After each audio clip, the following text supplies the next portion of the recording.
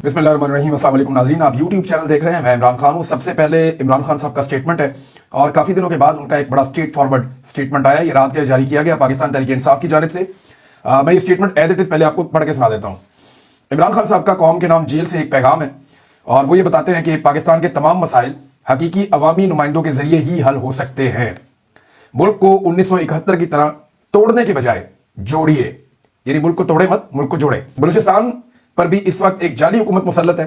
वो कैसे मसाइल का हल कर सकती है, मुझे बतौर पाकिस्तानी और साबिक वज़ीर आज़म बलूचिस्तान के हालात पर शदीद तशवीश है।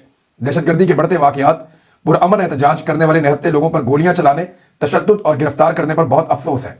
रियासत का फर्ज है कि बलूचिस्तान के लोगों की आवाज़ को सुने और उनके मसाइल को हल करे। जब तक वहां के हकीकी नुमाइंदगान को साथ नहीं बिठाया जाएगा, उनके मसाइल नहीं सुने जाएंगे और वहां की आवाम की मंशा को मद्देनजर रखकर फैसले नहीं किए जाएंगे, बलूचिस्तान का मसला हल नहीं होगा। डंडे के जोर से कभी मसाइल हल नहीं होते बल्कि बिगड़ते जाते हैं। ये बात तो सारे ही समझा रहे हैं। पाकिस्तान में एक एक बंदा ये कह रहा है कि डंडा छोड़ो और पाकिस्तानियों को गले से लगाओ, पाकिस्तानियों के मसाइल सुनो, उनकी महरूमियां दूर करो, लेकिन यहां तो डंडा ही चल रहा है। फार्म 47 के जरिए मुसल्लत की गई अर्दली हुकूमत हर महाज पर नाकाम है। उनकी खारजा पॉलिसी नाकिस तरीन है। आप अफगानिस्तान के साथ बातचीत करके दहशतगर्दी पर काबू पाने की तरफ बढ़ सकते हैं। अफगानिस्तान के साथ हमारी 2200 किलोमीटर की सरहद है। उनके साथ मामलात को मुज़ाकरात के जरिए पुरअमन तरीके से हल करना चाहिए।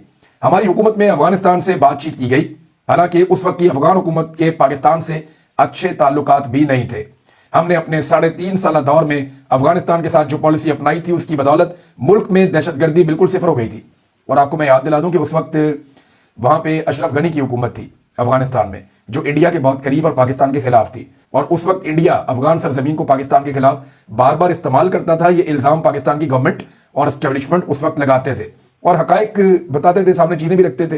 कुछ चीजों को इन्होंने एक्सपोज भी किया था, लेकिन फिर भी इमरान खान साहब ने उस हुकूमत से भी बातचीत की और पाकिस्तान में अमन कायम किया। वो ये कह रहे हैं, हमने अपने 3.5 साल दौर में अफगानिस्तान के साथ जो पॉलिसी अपनाई थी, उसकी बदौलत मुल्क में दहशतगर्दी बिल्कुल सिफर हो गई थी। हमारे बाद जो बाइडन पॉलिसी अपनाने से कई मसाइल ने जन्म लिया, जिसका खुमियाजा आज दहशतगर्दी की सूरत में अवाम भुगत रही है।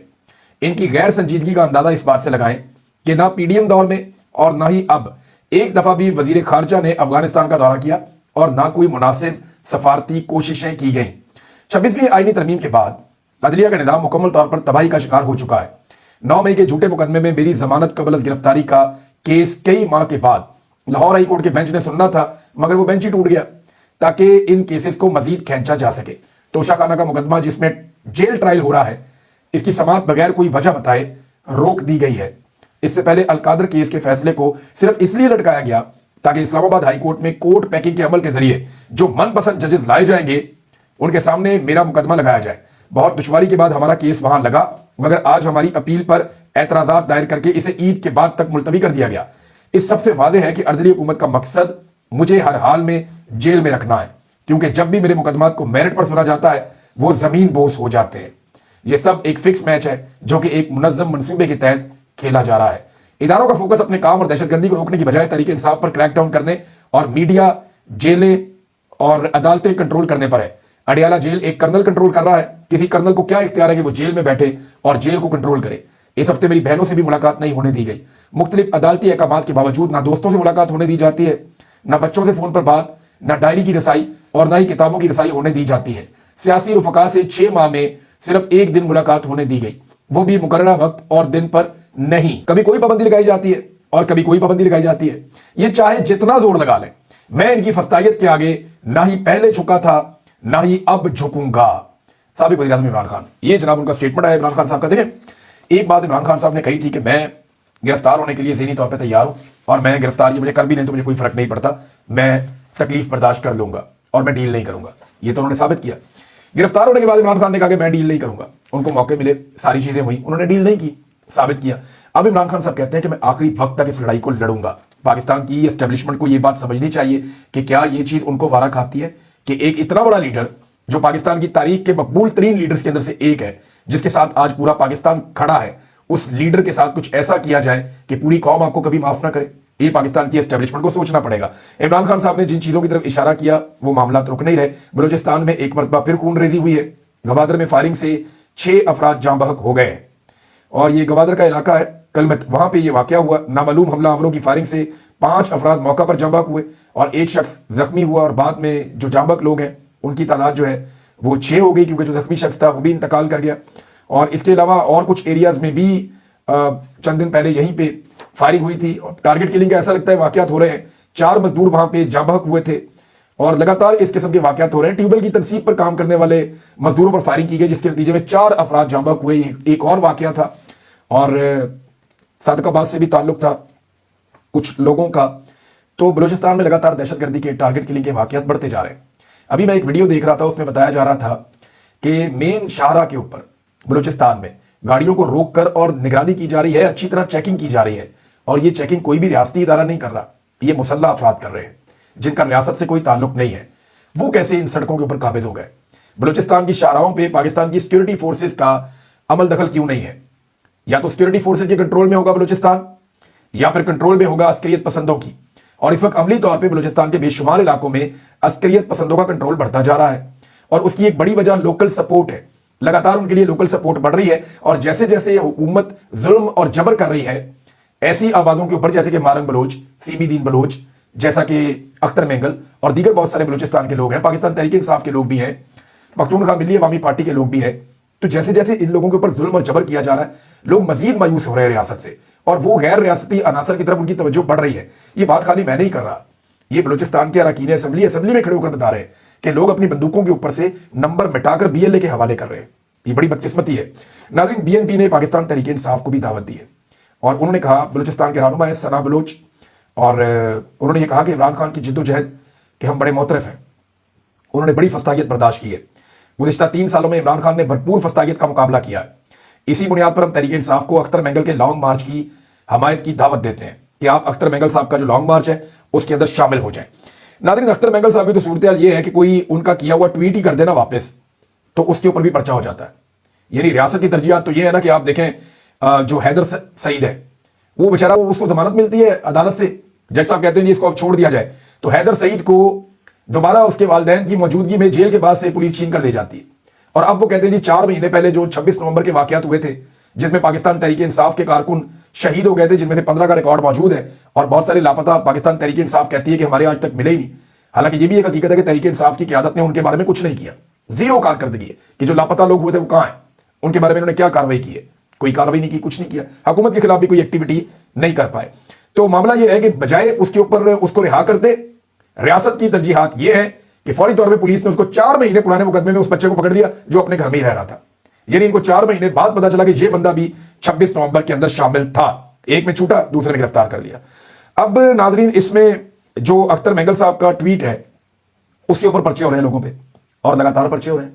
ट्वीट में अख्तर मेंगल साहब कहते क्या है, देखें, ये जो वहीद मुराद साहब के ऊपर मुकदमा हुआ है ना, उसके अंदर कंटेंट जो पूरा लिखा हुआ है ना, वो जब मैंने पढ़ा तो मुझे याद है कि ये तो कंटेंट अख्तर मेंगल साहब की ट्वीट का है, ये तो मैंने रिपोर्ट किया हुआ है। तो वो मैं आपको निकाल के कंटेंट सुनाता हूं। क्या इस कंटेंट के ऊपर मुकदमा दर्ज होने चाहिए? और एक ऐसे सहाफी के ऊपर मुकदमा दर्ज किया गया जो इमरान खान साहब की पॉलिसी से इख्तलाफ करता है या इमरान खान साहब के नैरेटिव का वो कोई सपोर्ट नहीं करता, बल्कि बड़ा क्रिटिसाइज करता है इमरान खान साहब को। लेकिन वहीद मुराद का नुक्ता नजर कुछ भी है, वो सहाफी है, आप उनसे इख्तलाफ राय कर सकते हैं, राय का इख्तलाफ हो सकता है, लेकिन राय देने की आजादी होनी चाहिए। वहीद मुराद साहब जो कहना चाहते हैं उन्हें वो कहने की आजादी होनी चाहिए। वो आईन और कानून के मुताबिक बात कर रहे हैं तो उन्हें बात करने की आजादी होनी चाहिए। इसी को आजादी इज़हार राय कहते हैं। हम आपकी बात से इख्तलाफ कर सकते हैं, लेकिन आपके बोलने के हक के लिए हमेशा आपके साथ खड़े रहेंगे, और यही सोच पाकिस्तान को आगे ले जा सकती है। अख्तर मेंगल साहब क्या कहते हैं, वही ट्वीट जो पर्चे करवा रहा है, फिर पढ़ के सुना देते हैं आपको। बलूचिस्तान का कोई ऐसा इलाका बाकी नहीं जहां हुकूमत यह दावा कर सके कि उसका कंट्रोल है। वो ये जंग हार चुके हैं, ये कहानी खत्म हो चुकी है। हमने खबरदार किया था, हमसे पहले वालों ने भी खबरदार किया था, मगर उनकी बातों को संजीदा लेने की बजाय लोगों का ना कि मजाक उड़ाया गया, बल्कि लूट मार और कत्ल आम का बाजार गर्म किया गया। हर एक हुकूमत ने बलूच नस्ल कुशी में अपना हिस्सा बराबर का डाला, और ये वो वाहिद मसला था जिस पर तमाम इदारे और तमाम तर हुकूमतें एक पेज पर रहीं, और अपनी गलतियां तस्लीम करने की बजाय हमेशा की तरह इल्जाम किसी और पर लगाना तो इनका वतीरा रहा है। आज मैं इस मौके को इस्तेमाल करते हुए उन सबको मुखातिब करना चाहता हूं, वफाकी हुकूमत, सियासी पार्टियां, अदलिया, एस्टेब्लिशमेंट, जिन्होंने अपनी जुल्म ज्यादतियों से बलूचिस्तान को इस नहज पर पहुंचाया, मगर इस बार ना ये हमारे इख्तियार में है और ना ही आपके। ये है नाज़रीन अख्तर मेंगल साहब का स्टेटमेंट, और इसको जनाब मुकदमे के अंदर शामिल किया गया। کہ جناب یہ हमने मुकदमा दर्ज किया FIA ने, और ये इस वजह से किया कि इन्होंने अख्तर मैंगल साहब की ये वाली बातें जो है वो रिपीट की हुई हैं. ये हो रहा है पाकिस्तान के अंदर. अभी एक नोटिस भेजा गया है लम्स के प्रोफेसर को भी, तो पीका जो है वो सहाफियों तक नहीं रहेगा, ये बहुत दूर तक मामला जाएगा. और एक बात याद रखिए कि पीका के मामले पे पाकिस्तान की हुकूमत ने, स्पेशली वजीर कानून ने सहाफियों से मुलाकात में यकीन दिलाया था कि हम इस कानून के ऊपर नजरसानी करेंगे, लेकिन नजरसानी नहीं हुई. उस यकीन दहानी के ऊपर सहाफियों ने अपना एहतजाज तो खत्म कर दिया था, लेकिन नजरसानी करने की बजाय उस कानून पे मुकदमा दर्ज करके सहाफियों को अब हरासा किया जा रहा है, उनको अब तशद्दुद का निशाना बनाया जा रहा है, उनके ऊपर जुल्म किया जा रहा है.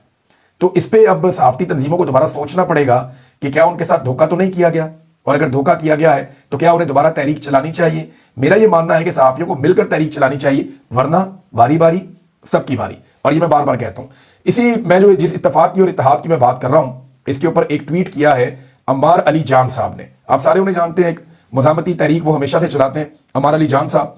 और उनका कहना है कि हमारे लिए यह जरूरी है कि तमाम मुजामती कुव्वतों को यकजा करें, चाहे वो सिंध और पंजाब में पाकिस्तान ग्रीन इनिशिएटिव के नाम पर होने वाले जबरदस्ती जमीनों पर कब्जे के खिलाफ लड़ रहे हों, खैबर पख्तूनख्वा और बलूचिस्तान में डॉलर से चलने वाली जंगों के खिलाफ मुजामत कर रहे हों, या कश्मीर और गिलगित बल्तिस्तान में नौ आबादियाती तर्ज की हुकूमतों के खिलाफ खड़े हों.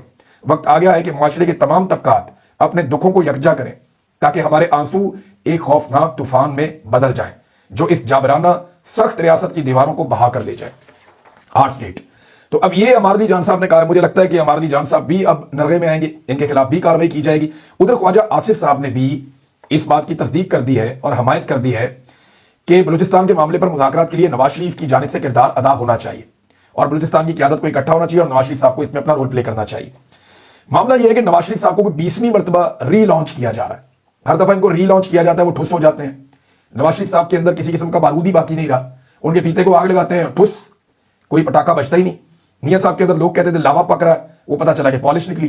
तो मियां साहब को वजीर आज़म बनाने के लिए लाए थे, कई मौकों पर कहा कि इसको हल करेंगे, इस मसले को मियां साहब करेंगे. लेकिन जब भी पाकिस्तान में कोई मसला हल होता है या वो मसला खराब भी हो जाता है, तो पाकिस्तान के जो वजीर आज़म है, जिनको फॉर्म 47 के ऊपर मुसल्लत किया गया है जबरदस्ती इस मुल्क के अवाम पर, वो आखिर में हर कामयाबी या हर नाकामी वो आर्मी चीफ के खाते में डाल देते हैं. यानी डी चौक का कत्लेआम, उन्होंने कहा जी आर्मी चीफ ने बड़ी अच्छी हैंडलिंग की है. IMF के कर्जे हैं जी, वो कह रहे हैं IMF के कर्जे भी हमें आर्मी चीफ ने किरदार अदा किया है. फौज की सियासत और इंतजामी खारजी मामला पे मुदाखलत हो, हर चीज वो डाल देते हैं आर्मी चीफ के खाते में. शहबाज शरीफ साहब दिन रात वो कहते हैं ये भी आर्मी चीफ ने किया, वो भी आर्मी चीफ ने किया. हराम है अगर शहबाज शरीफ ने एक मरतबा भी कहा कि ये नवाज शरीफ का विजन है. किसी वक्त उन्होंने नवाज शरीफ की तारीफ नहीं की. नवाज शरीफ साहब को सोचना पड़ेगा कि शहबाज शरीफ के बड़े भाई जो हैं वो नवाज शरीफ हैं या कोई और है. बहरहाल वो आर्मी चीफ की दिन रात तारीफें करते हैं, और शहबाज शरीफ साहब को ऐसा लगता है कि आर्मी चीफ की तारीफों से ही वो इक्तदार में बने रहेंगे और उनसे उनका इक्तदार नहीं छिनेगा. नाज़रीन, अमेरिका के हवाले से मैंने आपको पिछले वीलॉग में कहा था, खबर है मेरे पास, अमेरिकी कांग्रेस में जो बिल आया ना, उस बिल के आने के बाद हुकूमत की तरफ से रद्द-ए-अमल आना चाहिए था ना. आर्मी चीफ का नाम लिया गया, दीगर लोगों के बारे में कहा गया, और पाकिस्तान के ऊपर एक इल्जाम लगाया गया कि इस मुल्क के अंदर आमरीयत है. अब यह बिल आ गया, दो लोग लेकर आए, जो विल्सन भी और एक दूसरी पार्टी के डेमोक्रेट के एक कांग्रेसमैन है. अब ये दोनों बिल लेकर आए, पाकिस्तान के वज़ीर आज़म ने जवाब ही नहीं दिया, वज़ीर खारजा ने जवाब ही नहीं दिया, पाकिस्तान के अंदर से किसी ने जवाब नहीं दिया, पाकिस्तान का महकमा खारजा भी इसके बारे में नहीं बोला. हैरत की बात है ना. ये डरे हुए हैं, सहमे हुए हैं ऐसा लगता है, और शायद ऐसा लगता है कि इन्होंने ये तस्लीम कर लिया है कि अमेरिका में इनके खिलाफ कार्रवाई हो जाएगी. मतलब बात साहब ने इसमें बड़ी इंटरेस्टिंग बात की. पाकिस्तान का फॉरेन ऑफिस, वज़ीर खारजा, नून लीग और वज़ीर आज़म खामोश है, तो मैं इसके क्या मानी लूं. आप खौफ का शिकार हैं. अमरीकी सफीर को बुलाकर एहतजाज करने की हिम्मत नहीं है, तो फॉरेन ऑफिस तो रिएक्शन दे सकता है. बिल कहता है कि पाकिस्तान में आमरीयत है, इसका जवाब हुकूमत खुद तलाश करे कि आमरीयत है. वैसे पाकिस्तान में जो बिल कहता है आमरीयत है, तो वो बात ठीक है, और ओवरसीज पाकिस्तानी इसी के ऊपर काम कर रहे थे. नाज़रीन, अमेरिका ने पाकिस्तान के ऊपर पाबंदियां लगा दी हैं. 2024 में भी पाकिस्तान की एक कंपनी पर पाबंदी लगाई गई थी. इस मरतबा पाकिस्तान की मजीद कंपनियों पर पाबंदियां लगाई गई हैं, और ये जो पाबंदियां अमेरिका ने लगाई हैं वो ये कहते हैं कि वो अमेरिका की कौमी सलामती और खारजा पॉलिसी के मफादात के मुनाफी काम कर रही हैं. पहले जो पाकिस्तान की कंपनी पे पाबंदी लगाई थी उसको करार दिया था इन्होंने कि जनाब पाकिस्तान के मिसाइल प्रोग्राम की तैयारी और ताउन करने के इल्जाम में इन्होंने कुछ कंपनियों के ऊपर पाबंदियां लगाई थी इससे पहले, और अब पाकिस्तान की 19 मजीद कंपनियों पर पाबंदियां लगा दी हैं. पाकिस्तान चीन के बाद वो दूसरा मुल्क है जिसकी सबसे ज्यादा कंपनियों पर इस वक्त अमेरिका ने इस मरहले में पाबंदियां लगाई हैं, और ये लगभग 8 ममालिक की 70 कंपनियों पर पाबंदियां लगी हैं, जिसमें दूसरे नंबर पर पाकिस्तान है जिसकी 19 कंपनियों के ऊपर अमेरिका ने पाबंदी लगा दी है. नाज़रीन, बिलावल ने सिंध में जलसे करने का ऐलान किया. वो गड़ी खुदा बख्श में जाएंगे, वहां पे एक जलसा करेंगे अप्रैल के शुरू में, और उसके बाद बिलावल जो है वो लगातार जलसे करेंगे सिंध में, और फिर कहते हैं पंजाब में आऊंगा. اور موضوع کیا ہے کہ دریائے سندھ کا پانی پنجاب نہریں بنا کر کیوں روک رہا ہے؟ دیکھیں یہ کام جو ہے نا وہ خاتون اول اس وقت آصفہ زرداری صاحبہ ہیں، وہ بھی ایم این اے ہے، بلاول خود ایم این اے ہے اور دونوں حکومت کا حصہ بھی ہیں. تو فیصلہ ان کی وفاقی حکومت نے کیا، آصف علی زرداری صاحب نے اس کے احکامات جاری کیے کہ بناؤ نہریں، جلدی بناؤ، اس طریقے سے بناؤ اور اچھی کر کے بناؤ. اور یہ باقاعدہ سٹیٹمنٹ جاری کیا گیا، اس کے تحریری ثبوت موجود ہیں، اس کے ویژول ثبوت موجود ہیں کہ زرداری صاحب نے یہ 6 نہریں نکالنے کا حکم جاری کیا تھا. اب ہوا یہ ہے کہ خود یہ بند کمروں میں نہریں نکالنے کا حکم جاری کرتے ہیں، جس کے ثبوت قوم کے سامنے آ چکے ہیں، اور سندھ کے اندر جا کے عام بیچارے جو عوام ہیں ان کو بیوقوف بناتے ہیں. ان کو یہ کہتے ہیں کہ جناب یہ نہریں تو ہم نہیں نکال رہے، پنجاب والے نکال رہے ہیں تاکہ اپنی سیاست سندھ کے اندر زندہ رکھیں. یہ انہوں نے کبھی نہیں کرنا تھا. وہ تو پی ٹی آئی کا بھلا ہو کہ انہوں نے جا کے سندھ کے عوام کو بتایا کہ جناب یہ آپ کا پانی بیچ چکے ہیں اور یہ نہریں نکال رہے ہیں سندھ کے اوپر. دیکھیں میری نظر میں پاکستان میں ڈیمز بننے چاہیے، بڑے ڈیمز بننے چاہیے، چاہے پنجاب میں بنے، سندھ میں بنے، کے پی میں بنے، جی بی میں بنے یا کشمیر میں بنے. ہمارے پاس بڑے ڈیمز ہونے چاہیے، واٹر سٹوریج ہمارا زیادہ ہونا چاہیے، لیکن سیم ٹائم میں ہمیں واٹر فلو کا بھی خیال رکھنا ہے. تو یہ ایک کنسنسس کے ساتھ چیزیں ہوتی ہیں. بند کمروں میں جب آپ فیصلے کرتے ہیں تو اس کا نتیجہ ایسا ہی نکلتا ہے کہ آپ ڈنڈے کے ساتھ فیصلے کروا لیتے ہیں اور بعد میں رولا پڑ جاتا ہے. شہباز شریف نے دعویٰ کیا کہ الحمدللہ پاکستان میں منی بجٹ نہیں آیا، حالانکہ میرے مخالفین کہہ رہے تھے کہ منی بجٹ آئے گا. تو میاں صاحب 15ویں دن تو آپ پیٹرول کی قیمت بڑھاتے ہیں، ہر چوتھے دن آپ بجلی کی اور گیس کی قیمت بڑھاتے ہیں، اشیاء خورد و نوش کی قیمتیں روزانہ کی بنیاد پہ بڑھتی ہیں. تو آپ کو منی بجٹ کی ضرورت کیا ہے؟ بھئی منی بجٹ تو آپ تب لائے نا جب آپ ایک بجٹ لے آئے اور اب لگاتار چیزوں کی قیمتیں نہیں بڑھ رہی. تو پھر آپ ایک وقت آئے آپ منی بجٹ لے آئے. ابھی آئی ایم ایف کے کہنے کے اوپر آپ نے اپنے تمام فیصلے بدل تو دیے ہیں. تو یہ منی بجٹ نہیں ہے تو اور کیا ہے؟ منی بجٹ بجائے اس کے کہ ایک دم اناؤنس کر کے لاتے، یہ روزانہ منی بجٹ لے کر آتے ہیں اور روزانہ کی بنیاد کے اوپر چیزوں کی قیمتوں کو بدلتے ہیں اور چیزوں کی قیمتوں کو آگے لے جاتے ہیں، ٹیکسز کو بڑھا دیتے ہیں، عام آدمی کے اوپر بوجھ ڈال دیتے ہیں. ابھی انہوں نے کسانوں کے اوپر اتنا بوجھ ڈال دیا ہے تو منی بجٹ تو روز آتا ہے. آئی ایم ایف کی یہ ساری شرائط مانتے ہیں اور لوگوں کو بناتے ہیں بیوقوف کہ جناب ہم نے تو کچھ نہیں کیا. ناظرین، شیر افضل مروت صاحب نے ان سے منسوب ایک بیان چل رہا تھا ندیم ملک صاحب کے حوالے سے کہ عید کے بعد پاکستان تحریک انصاف میں ایک فارورڈ بلاک بن جائے گا، لیکن علی محمد خان صاحب نے اس کو ڈینائی کیا ہے. پاکستان تحریک انصاف کے رہنما علی محمد خان صاحب نے کہا کہ پارٹی میں کوئی گروپنگ نہیں ہے اور کسی قسم کا کوئی فارورڈ بلاک بالکل نہیں بن رہا. یہ جناب علی محمد خان صاحب نے کلیئرٹی کے ساتھ یہ سٹیٹمنٹ دیا ہے. اور ایک خبر اور ہے، یہ پرویز خٹک اور مراد راز صاحب کے حوالے سے ہے. ان کے خلاف جو کیسز تھے وہ بند ہو گئے، یعنی یہ دونوں لوگ چھوڑ گئے نا پی ٹی آئی کو، ان کے کیسز بند ہو گئے، حکومت کو جوائن کر دیا. وہ جو بہت رولا ڈالتے تھے B R T B R T B R T, Pervez Khattak آپ کے ساتھ ہے، کیس ختم ہو گیا اس کا. مراد راز کے اوپر جی ممنوعہ فنڈنگ اس کے اوپر بھی کیس ختم ہو گیا، سارے کیس ختم ہو گئے. آج چینی چور کہاں پہ ہے؟ جس کو جہانگیر ترین کو ہی کہتے تھے چینی چور، کہاں پہ؟ ان کے ساتھ ہے، کوئی کیس نہیں. جن کو قبضہ گروپ کہتے تھے علیم خان صاحب کو، وہ کن کے ساتھ ہے؟ انہی کے ساتھ ہے، کوئی کیس نہیں. اون چودھری پہ الزامات لگاتے تھے، کہاں پہ؟ ان کے ساتھ ہے، کوئی کیس نہیں. تو جس کو انہوں نے الزام لگایا نا، انہوں نے اپنا تھوک کے سارا چاٹا ہے. سننے میں برا لگتا ہے لیکن انہوں نے کیا ایکچولی یہی ہے. اور جو ان کے ساتھ گیا وہ دودھ کا دھلا ہو گیا اور وہ واشنگ مشین میں سے نکلا اور پاک صاف ہو کر پاکستان میں سیاست کر رہا ہے. ناظرین، ڈاکٹروں نے بھی احتجاج کیا، پنجاب میں بہت ان کا احتجاج جاری ہے. وہ ایک بات کہہ رہے ہیں کہ جناب آپ ایتھوپیا کی طرح ہمیں فنڈز دیتے ہیں، بلکہ اس سے بھی کم، اور ہم سے امید کرتے ہیں کہ ہم یورپی ممالک کی طرح یہاں پہ لوگوں کو فیسیلیٹیٹ کریں، ہمیں فنڈز دیے جائیں، ہمیں سہولیات دی جائیں، اور اس کے بعد آپ ہم سے تقاضا کریں کہ ہم بہتر کام کریں. اب مریم نواز کے پاس تو بہت وسائل ہیں، تو وہ تو جواب تو ان کو دینا چاہیے. اور جب ڈاکٹرز کو آپ وسائل ہی نہیں دیں گے تو وہ علاج کیسے کرے گا؟ اب تک کے لیے اتنی، اپنا خیال رکھیے گا، اپنے اس چینل کا بھی. اللہ حافظ.